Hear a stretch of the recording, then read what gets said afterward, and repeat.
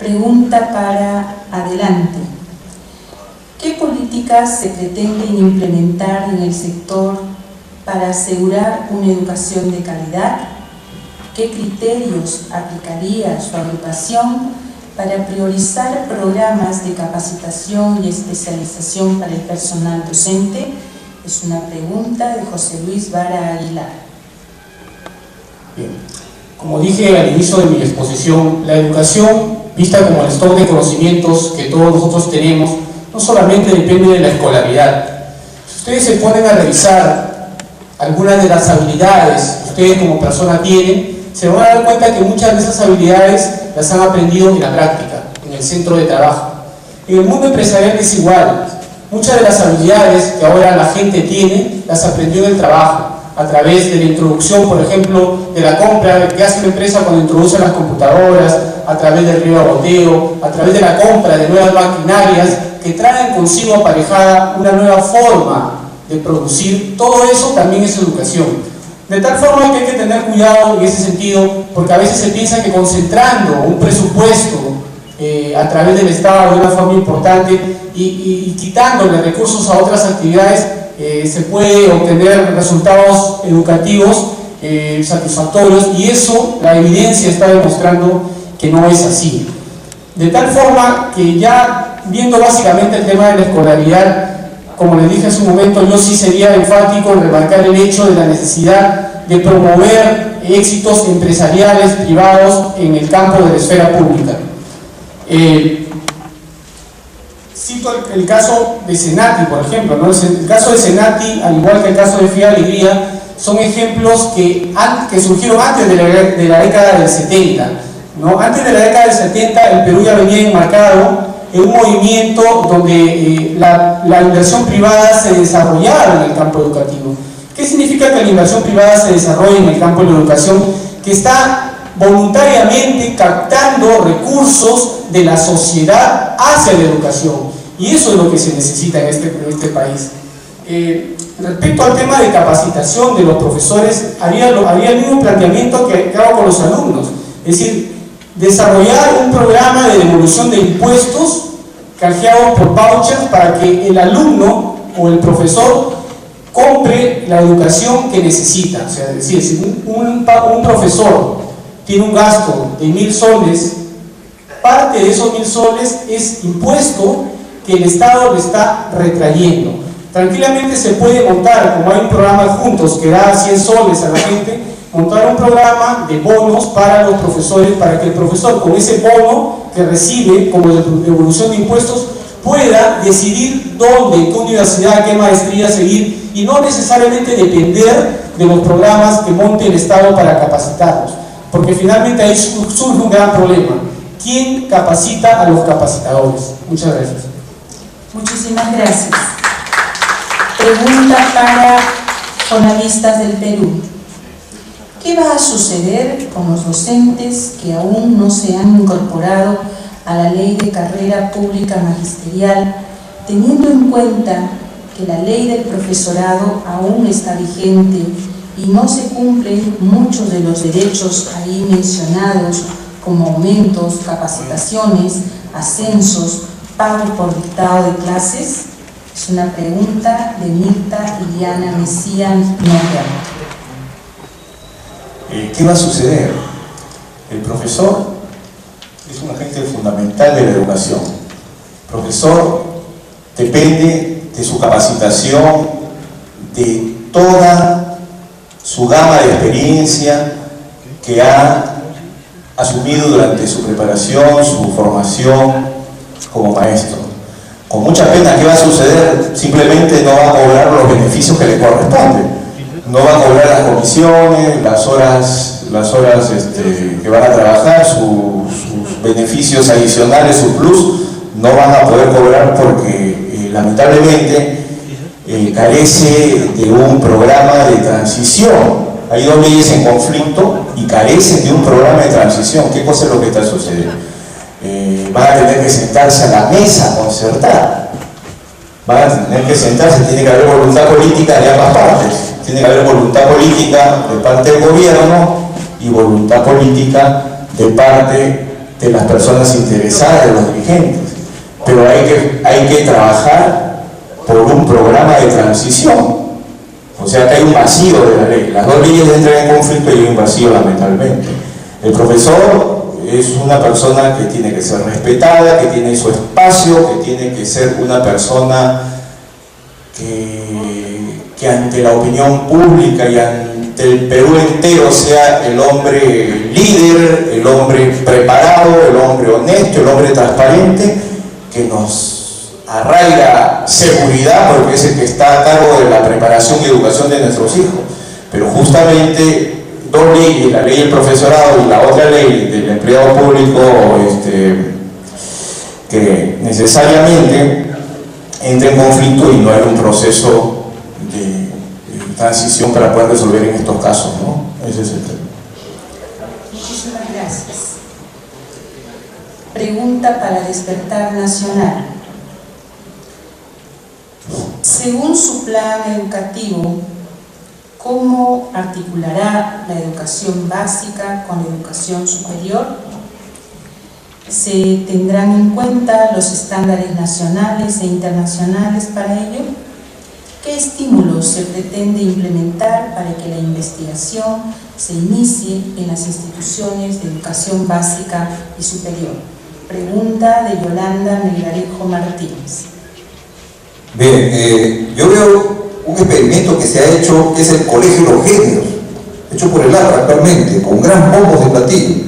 Cuando han dado su examen de admisión a la UNI, han tenido un promedio por debajo de lo normal, infranormal. E incluso los estudiantes de la UNI se están quejando porque la admisión de sus estudiantes ha sido irregular. No cumplen los estándares mínimos de aprobación de un examen de la UNI. Pero hay que hacer una maniobra política para decir que es un triunfalismo de parte del gobierno. Yo creo que es una muestra de que hay que elevar el nivel básico, ¿no?, de la educación básica, para la redundancia. El nivel de la educación básica hay que elevar, de acuerdo al examen de admisión que se va a tomar. Y así acabamos de una vez con el negociado que son las PRES, que las universidades están viviendo y esquilmando a los postulantes con 4 o 5 PRES antes de asumir un examen que era inalcanzable con el nivel con que salieron del colegio. Y que justamente podríamos proponer también una fórmula usable en otros países y que alguna vez se le ocurrió pero le falló al dictador Fujimori, que es el bachillerato. Implementar el bachillerato, ¿no? Y que el examen de admisión, si tiene que existir, tiene que estar de acuerdo a los logros que se han conseguido después de 12 años de educación para el alumno. Los estándares internacionales son simples referencias. Nosotros tenemos que trazar nuestros propios estándares de acuerdo a los intereses del país. Una educación para un país democrático, tolerante, solidario, tiene mucho que ver con que nos tracemos nuestro propio programa educativo. Y me dice que la investigación de dónde se financia. Justamente el Estado tenemos que exigirle una parte de la financiación, otra parte de las ONGs comprometidas con determinado tipo de investigación y también a la empresa privada. Pero las investigaciones tienen que tener objetivos. Si carecen de objetivos y no están relacionados justamente con los objetivos que tiene la política educativa del país, no carecen también de importancia. Ya hay también un proceso de tecnocratización de la universidad peruana, en la cual a los estudiantes, como aquí en esta casa de estudios, se le han quitado casi todos los cursos que pueden humanizar al futuro ingeniero. Lo han tecnocratizado y que justamente van a agarrar a ese ingeniero después de capataz la patronal para maltratar a la clase trabajadora o para reducir la planilla de sueldos y salarios. ¿Por qué? Porque estamos careciendo de formación en valores, no solamente a nivel de primaria, secundaria, universitaria, sino principalmente a nivel universitario. Y démonos cuenta que la catástrofe también comienza a nivel universitario porque son los docentes del futuro los que se están educando con estándares por debajo de lo normal. Podemos decir lo siguiente: si tratamos de evitar la corrupción en todos los sectores de la sociedad, también tenemos que combatir la corrupción en el sector de la educación pública y privada principalmente, pero que justamente para esquilmarla se necesita una nueva política educativa de acuerdo a las necesidades del país y de acuerdo a las necesidades del educando y de los educadores. Gracias. Muchas gracias. Pregunta para Gama Perú. ¿Qué acciones se implementarán para la certificación profesional por competencias a los docentes?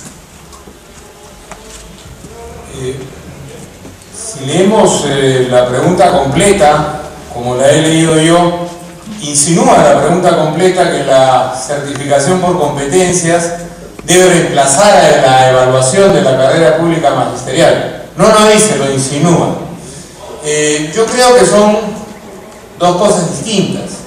Una cosa es la certificación por competencias del maestro como profesional, cuyo resultado lo podrá poner en ese expediente seguramente, y otra cosa es la evaluación de la propia carrera pública magisterial, sobre la cual podemos exponer algunos criterios seguidamente.